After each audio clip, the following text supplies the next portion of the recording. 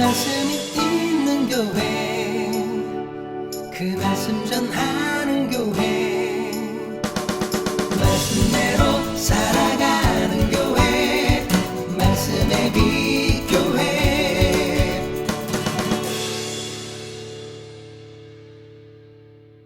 오늘 이 저녁에는 거룩한 분노라는 제목으로 함께 말씀을 나누려고 합니다. 말씀을 통하여 하나님의 은혜 가운데 온전히 거하는 저와 여러분이 되기를 소원하고 축복합니다. 사무엘상은 크게 세 부분으로 구분할 수 있습니다. 1장에서부터 10장까지를 1부로, 그리고 11장에서부터 19장까지를 2부, 그리고 20장에서부터 마지막 31장까지를 3부로 대략 구분할 수 있습니다.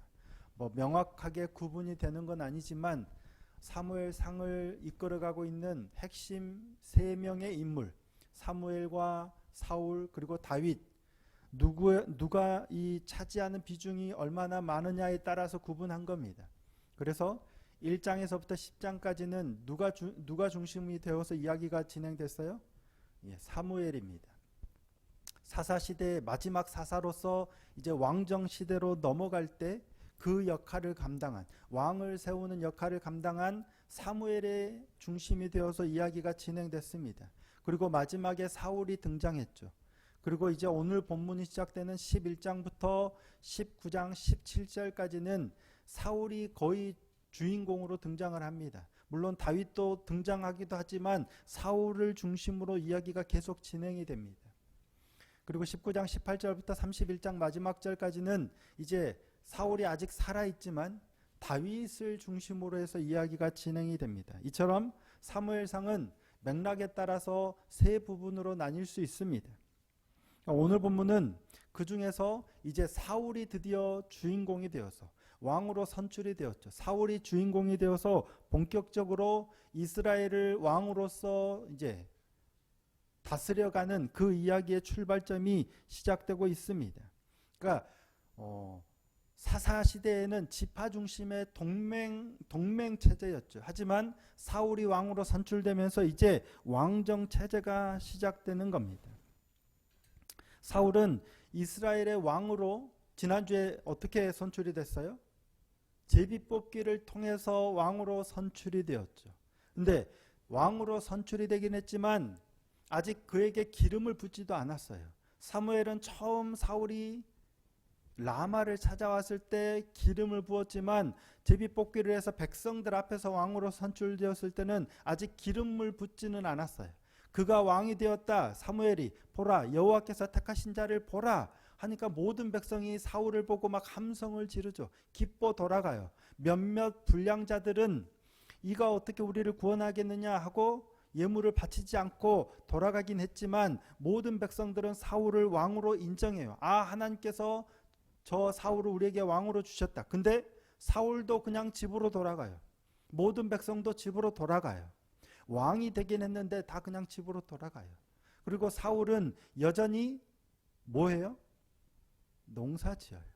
왕으로 선출되긴 했는데 아직 왕으로 세워진 게 아닙니다. 여전히 농사를 지어요. 밭에서 소를 몰고 오다가 암몬 족속이 길르앗 야베스를 치러 왔다라는 소식을 듣고 그제서야 이제 군사를 모으고 왕으로서 첫 번째 역할을 수행하는 겁니다. 자, 5절 말씀입니다. 오늘 본문 5절 말씀을 함께 한번 읽어보겠습니다. 시작. 마침 사울이 밭에서 소를 몰고 오다가 이르되 백성이 무슨 일로 우느냐 하니 그들이 야베스 사람의 말을 전하니라. 아멘. 왕으로 선출되긴 했지만 여전히 밭에서 소를 몰고 오고 있는, 여전히 이 밭에서 농사를 짓고 있는 한 청년으로 그냥 살아가고 있었던 거예요. 그런데 이제 드디어 왕으로 인정을 받을 수 있는 기회가 찾아온 겁니다. 암몬 사람 나하스가 올라와서 길르앗 야베스에 맞서서 진을 패고 진을 치고 그들의 오른 눈을 빼겠다라고 그들을 협박하고 이스라엘을 모욕하는 상황이 발생하죠. 자, 2절 말씀입니다. 암몬 사람 나하스가 그들에게 이르되 내가 너희 오른 눈을 다 빼야 너희와 언약하리라. 내가 온 이스라엘을 이같이 모욕하리라. 암몬 자손 나하스가 올라왔을 때 그의 말, 그가 하는 말을 보면 암몬이 이스라엘보다는 훨씬 더 지금 강력해 보입니다. 길르앗 야베스 사람이 우리와 언약하자, 네가 원하는 거 우리가 다 하겠다라고 하지만 안 듣죠. 그러니까 안 듣고 오히려 오른쪽 눈을 빼야만 내가 언약하겠다라는 거예요. 암몬은 이미 왕정 체제를 갖췄어요. 그래서 정치적이건 군사적이건 훨씬 더 강력한 힘을 발휘하고 있었던 것으로 보입니다. 길르앗 야베스의 주민들의 반응을 보면 암몬이 지금 훨씬 강해요. 제발 언약을 맺어달라. 당신이 원하는 거 다 들어주겠다라고 하지만 필요 없다. 너희 모든 사람의 오른눈을 빼야만 언약을 맺겠다. 그 말은 내가 너희들 마음대로 하겠다라는 거예요. 이 이해를 돕기 위해서 사회사본에 이렇게 나와 있는 생략된 부분을 잠깐 소개해 드릴까 합니다. 사회사본이 뭔지는 아마 들어보셨을 수도 있습니다. 1947년에 사해서한 근교에서 발견된 구약 성경과 유대인의 문서예요. 파피루스 같은 문서예요. 근데 사해 지역에서 베두인들이, 그러니까 광야에서 양을 치고 이런 베두인들이 돌을 던졌는데 뭔가가 딸가락 소리가 들려서 가서 보니까 이 성경이 있었던 거예요. 에세네 파나 뭐 이런 사람들이 거기에서 숨어 살면서 이렇게 보관했던 성경으로 이렇게 여겨집니다. 그러니까 사해사본인데, 그게 바로 사해사본인데, 이에 따르면 암몬 사람 나하스가 올라와서 지금 너희의 오른눈을 빼겠다 하는 부분이 기록이 되어 있어요. 암몬족 속의 나하스 왕은 갓 사람들과 루벤 그리고 므낫세 반지파 사람들을 가혹하게 억압했어요. 그리고 그 지파 사람들의 오른쪽 눈을 다 도려내고 어느 누구도 이스라엘을 구해내지 못하게 했다고 합니다. 그런데 그 중에 약 7,000명 가량이 도망가서 어디로 갔냐면 길르앗 야베스로 가서 살고 있었던 겁니다. 그래서 암몬 족속에게서 탈출한 그들을 잡으러 와서 지금 나하스가 올라와서 이런 얘기를 하고 있는 거예요. 너희 눈을, 길르앗 야베스에 있는 사람 온 이스라엘 족속의 눈을 빼야 너희와 언약하겠다라고 하는 거예요. 이게 지금 사해사본에 기록되어 있습니다. 그러니까 사해사본에 이 첨가된 내용이 얼마나 믿을만 하느냐, 이 신빙성을 차치하고라도 약간 이해를 돕는 데는 괜찮은 것 같습니다. 어느 정도 지금 오늘 본문을 이해하는 데 도움을 준다라고 할 수 있겠어요. 그래서 나하스가 올라와서 이와 같이 하고 있는 거예요. 사실 길르앗 야베스를 쳐들어왔잖아요. 야베스라는 의미는 건조한 땅, 메마른 땅이라는 의미를 가지고 있어요. 근데 그런 이름과는 다르게 길르앗 야베스는 목초지가 아주 많아요. 유목을 할 수 있는 목초가 많이 자라는 넓은 평원으로 이루어져 있다고 해요. 그래서 이 지역에 누가 기거하냐면 출애굽한 백성들 중에 누가 기거해요? 루벤, 갓, 므낫세 반지파가 이 지역에 모세에게 우리에게 이 땅을 줘서 여기에 머물게 해달라라고 해서 얻죠. 가나안 땅을 다 정복한 후에 약속대로 돌아와서 이 지역에 정착했던 지역이 바로 이곳이에요. 왜냐하면 그만큼 소들을 키우기 좋은 땅이었어요. 근데 암몬 족속은 그 땅을 호시탐탐 노렸겠죠. 이스라엘 백성이 오기 전에는 다른 족속이, 아모리 족속이 살았지만 이스라엘 백성이 빼앗아 거주한 때부터는 호시탐탐 암몬 족속, 모압 족속이 노렸을 거예요. 암몬 족속이 쳐들어왔을 때 사사 입다가 그들을 몰아냈죠. 몇백 년 동안 가만히 있다가 왜 이제 와서 너희 땅이라고 달라고 하느냐라고 하면서 그때도 입다에게 패했던 지역이 바로 이곳이에요. 근데 또 이들은 암몬 족속은 쳐들어온 거예요. 과거의 그런 역사적인 패배에 대한 설욕을 하기 위함이기도 하겠거니와 또한 왕정으로 변화되려고 하는, 이렇게 이스라엘이 왕정으로 변화되면 더 강해지니까 그 기회를 틈타서 미리 쳐들어온 것이 아닌가 보여집니다. 사실 이 길르앗 야베스 지역은 후에 블레셋과의 전쟁에서 사울과 그의 아들이 죽어서 시체가 벳산 성벽에 걸려있죠. 그때 그곳으로 달려가서 그 시체를 가지고 와서 땅에다가 장사 지낸 사람들이 바로 이 길르앗 야베스 사람들이에요. 벳산에서 길르앗 야베스는 약 20km 정도 떨어져 있다고 합니다. 그러니까 그렇게 20km를 달려가서 사울과 그의 아들들의 시체를 이곳에 장사 지내죠. 이유가 뭐예요? 바로 오늘 있었던 이 사건 때문이라고 성경은 기록하고 있습니다. 사울이 이때 암몬 자손의 손에서 자신들을 구원해 준 이 일 때문에 사울의 시신을 가지고 와서 장사 지냈던 거예요. 그러니까 길르앗 야베스는 사실 오늘 본문에 따르면 사울이 그냥 왕이 되었지만 평범하게 살아가다가 왕으로 활동하고 왕으로 세움을 입는 가장 중요한 영광의 땅이 바로 이 길르앗 야베스예요. 근데 나중에 시간이 지나서 사울이 땅에 묻혀서 한 줌 흙으로 돌아간 지역이 어디예요? 바로 이 길르앗 야베스예요. 공교롭죠. 공교롭게도 사울을 왕으로 드러나게 한, 왕이 되게 한 지역이 길르앗 야베스인데 왕으로 최후의 죽음을 맞고 허무하게 땅에 먼지로 돌아간 땅이 바로 이 길르앗 야베스라는 점입니다. 이로보건대 장소는 어떤 의미에서 굉장히 중요합니다.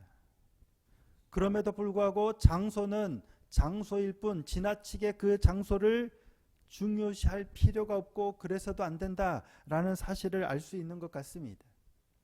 오늘 우리 말씀의 빛교회도 마찬가지입니다. 어쩌면 이곳은 저희에게는 굉장히 중요한 장소입니다. 어느 곳에 교회를 개척할까 했는데 하나님이 허락하신 장소이기 때문에 우리가 이렇게 모여서 예배드리는 장소이기 때문에 이 장소는 굉장히 중요합니다. 여러분들 교회에 오셔서 예배하시면 어느 자리에 앉으십니까? 주로 내 자리에 앉죠. 이유가 뭐예요? 편하기도 하지만 그곳이 왠지 끌려요. 계속 그쪽으로 가게 되는 거예요. 누군가 내가 늘 앉던 자리에 앉아있으면 괜히 불편해지기도 합니다. 왜? 장소가 아무런 의미가 없어요, 사실은. 하지만 장소라는 게 어떤 의미에서는 굉장히 중요한 겁니다. 의미가 없는 게 아니에요. 굉장히 중요한 의미를 가지고 있어요. 하지만 분명 중요한 의미를 가지고 있지만 지나치게 의미를 둘 필요도 없고 지나치게 의미를 두어서도 안 됩니다. 지금은 우리가 여기서 예배를 드리니까 이곳을 예배처소로 예배당으로 아름답게 가꾸고 보존하고 뭔가를 할 이유가 분명히 있어요. 하지만 하나님께서 허무시면 이거는 아무것도 아니 그냥 건물일 뿐입니다. 모여서 예배드림이 중요하지만 장소는 어떤 의미에서는 중요하지 않을 수 있어요. 지금 코로나가 이제 거의 모든 이 규제가 다 풀렸죠. 이제 인원 제한도 없어지고요. 실내에서 마스크 착용 외에는 거의 모든 제한이 이제 없어졌고 이제 곧 없어집니다. 한때는 어땠습니까? 코로나 때문에 예배를 모여서 못 드리게 하니까 목숨을 걸고 그걸 지켜내려고 하죠. 그 의미를 잘 새겨봐야 합니다. 모여서 예배드림이 분명 중요하지만 그럼에도 그것에 얽매여서는 안 된다는 사실을 잊으면 자칫 잘못 실수할 수 있는 겁니다.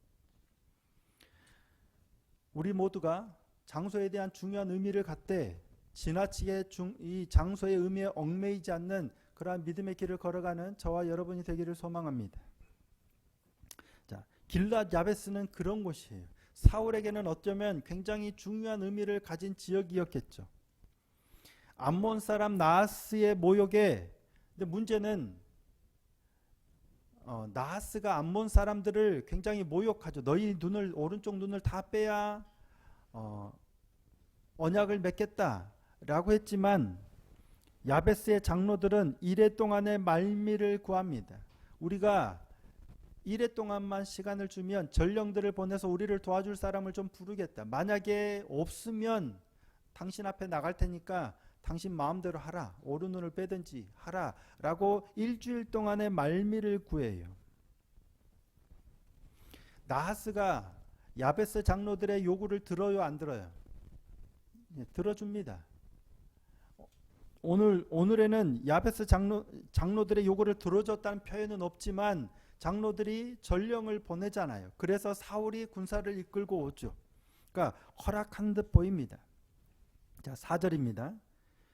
이에 전령들이 사울이 가는 기브아에 이르러 이 말을 백성에게 전하매 모든 백성이 소리를 높여 울더니. 나하스는 왜 곧장 길르앗 야베스를 치지 않고 일주일이라는 유예 기간을 주었을까요? 이유가 뭘까요? 다른 이유가 없습니다. 그냥 눈을 뽑으러 왔건 길르앗 야베스를 치러 왔건 치면 돼요. 굳이 봐줄 필요가 없어요. 일주일의 유예 기간을 줄 이유가 없어요. 그런데도 그들에게 일주일이라는 유예 기간을 주고 전령을 보낼 수 있는 시간을 준 건 교만 때문이 아닌가 싶습니다. 그래라. 일주일 동안 전령을 보내서 너희를 도울 수 있는 사람들 모아봐라. 그래봐야 택도 없고 자신의 힘을 이길 수 없을 것이다 생각했기 때문입니다.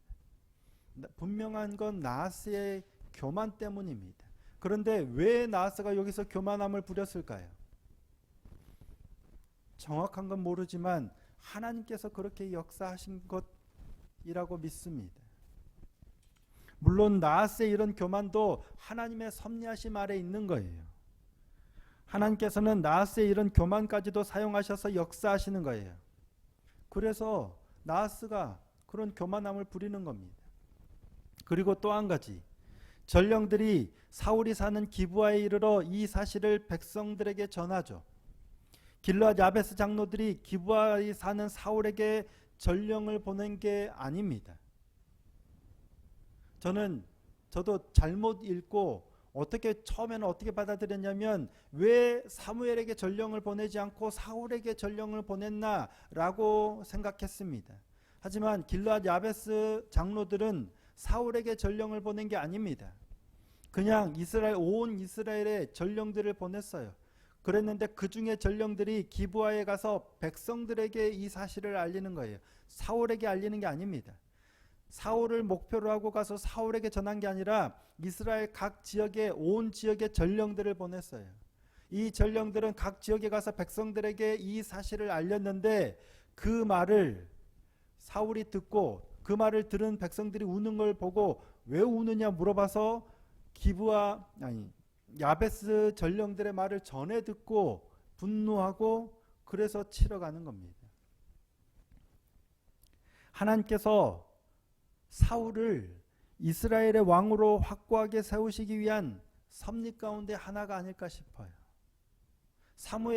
분명히 사무엘에 있었잖아요. 그러면 전령들을 사무엘에게 보내서 사무엘이 사울을 통해서 일을 할 수도 있는데 그렇게 하지 않았어요. 일의 방식은 그냥 온 이스라엘의 전령들을 보냈는데 그 전령들이 기브아에서 그 말을 전하고 그 말을 들은 사울이 스스로 일어나서 왕으로 세워져 갑니다. 그런데 스스로 일어날 때 누가 역사하세요? 하나님께서 감동하시는 겁니다. 자, 사울은 이 말을 들을 때 하나님의 영에 크게 감동되어 노가 일어납니다. 자, 오늘 본문 6절입니다. 함께 한번 읽어보겠습니다. 시작. 사울이 이 말을 들을 때 하나님의 영에게 크게 감동되매 그의 노가 크게 일어나. 암몬 자손이 이스라엘에 속한 길르앗 야베스를 쳐들어와서 이스라엘 자손들을 향하여 한 그 말을 듣고 크게 분노가 일어난 거예요. 노가 크게 일어난 거예요.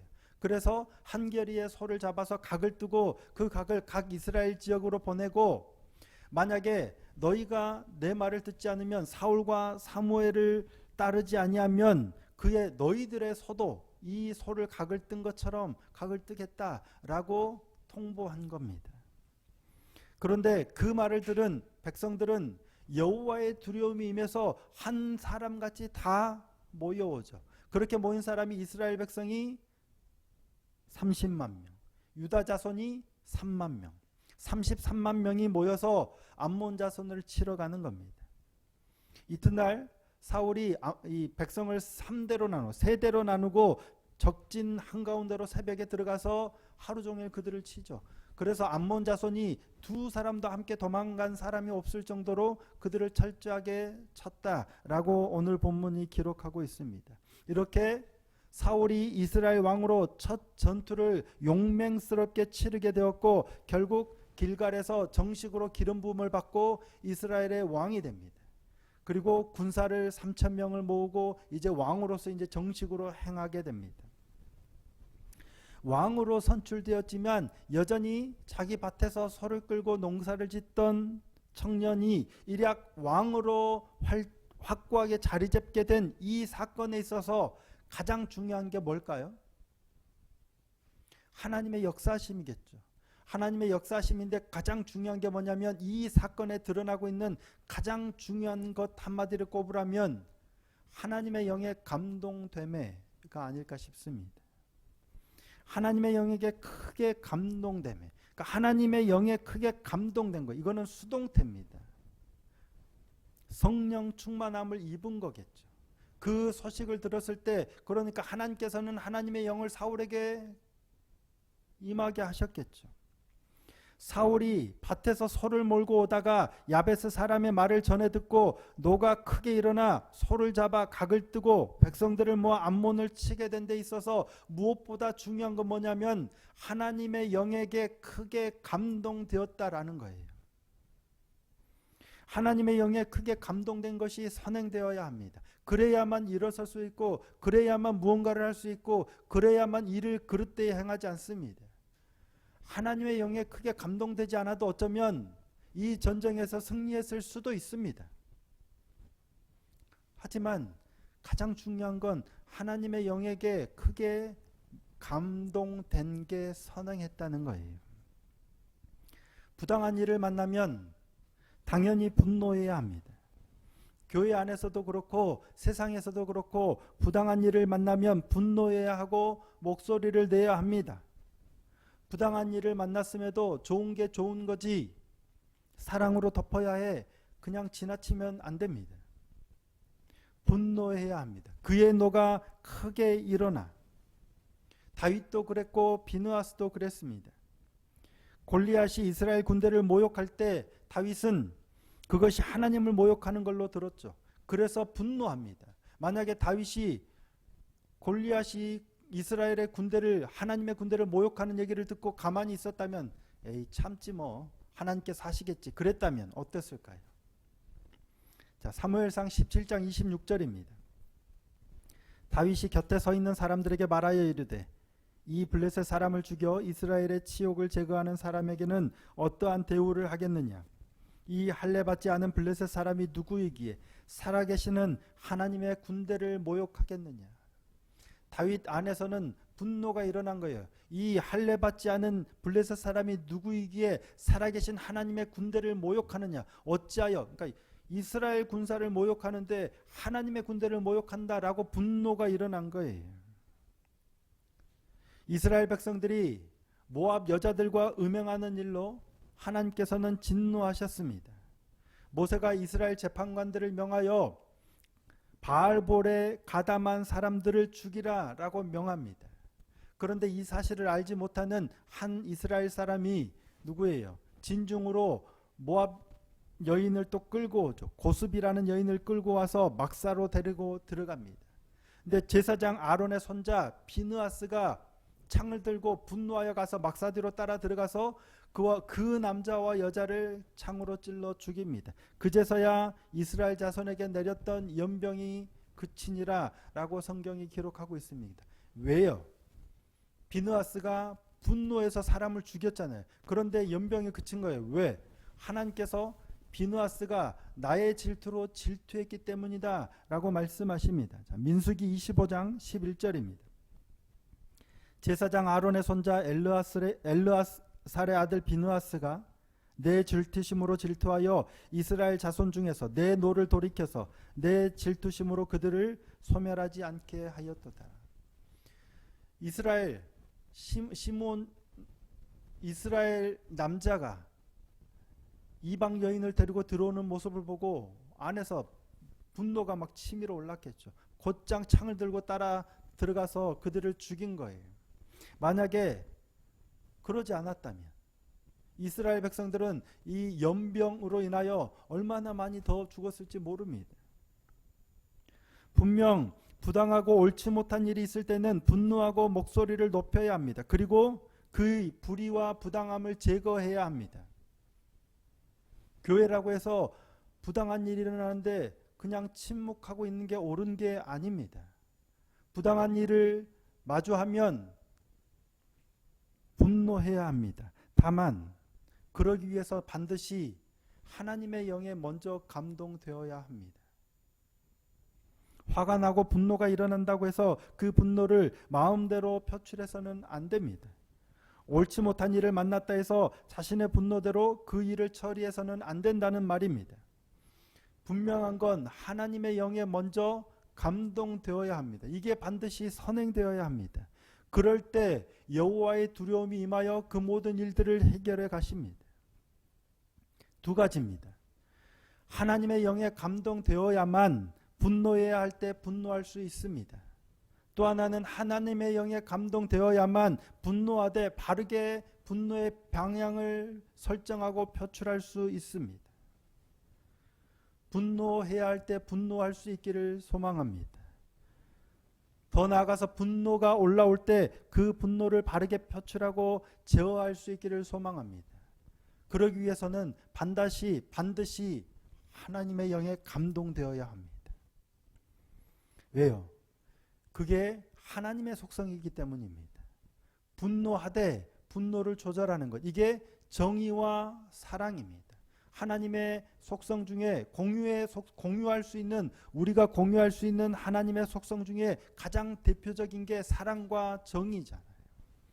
어떻게 보면 두 개는 완전 반대의 속성을 가지고 있는 겁니다. 사랑하면 모든 걸 덮어야 되지만 정의는 모든 것을 바로 세워야 합니다. 근데 하나님은 늘 이 두 개가 공존합니다. 그래서 십자가와 부활이 공존하는 겁니다. 분노하되 사랑으로, 사랑하되 정의롭게. 그러기 위해서는 하나님의 영에 감동되어야 해요. 근데 그러려면 어떻게 해야 될까요? 그래서 말씀 앞에 있어야 하는 겁니다. 말씀 안에서 말씀에 비추어 말씀이 우리를 제어할 때 가능합니다. 가능한 일이기 때문입니다. 일전에 제가 섬겼던 교회에서 잘 아시겠지만 장학위원회 일로 제가 좀 문제가 될 뻔했던 적이 있었습니다. 이 교회 내규에, 특히 장학위원회 규정에 의해서 장학생들을 선출하고 장학금을 지급하고 이런 일들이 진행되어야 되는데 누군가 개인적인 어떤 사적인 어떤 자신의 친분이나 이런 것들이 작용을 해서 이렇게 임의대로 이렇게 시행이 된 적이 있었어요. 그래서 원리 원칙대로 이것을 좀 바로잡아 가자라고 이제 좀 이렇게 일을 진행하고 있었는데, 저는 분명히 잘못된 것을 바로잡기 위해서 이 일을 한다라고 했었는데 저는 그 생각밖에 없었던 것 같아요. 잘못된 일은 바로잡아야 한다라는 생각으로 일을 진행하고 있었어요. 근데 저의 생각과 상관없이 멈추게 하셨어요. 감사한 일이었습니다. 저는 제가 이 어떤 일을 겪더라도 잘못된 건 바로잡아야 한다라고 생각하는 입장이었는데, 저 때문이 아니라 그 사람 때문에 그 일을 멈추게 하시더라고요. 제가 정의를 세우면 그 사람은 그 교회에서 있을 수가 없게 될 수도 있어요. 저는 잘못된 걸 바로잡는다고 했는데 오히려 하나님의 백성이, 양이 이 교회에서 자리를 잃게 될 수 있는 거예요. 교회를 그러면 방황하게 되겠죠. 뭔가 문제가 생길 수 있는 거예요. 어떤 영혼은 누군가의 영혼이 상처 입을 수 있는 일이 될 수 있겠더라고요. 그래서 그릇된 일을 바로잡아야 마땅하지만 모든 일이 하나님의 인도하심 아래서 이루어져야 하는 거예요. 또한 사랑으로 안고 덮어야 하지만 이 또한 하나님의 인도하심 아래서 이루어져야 하는 거예요.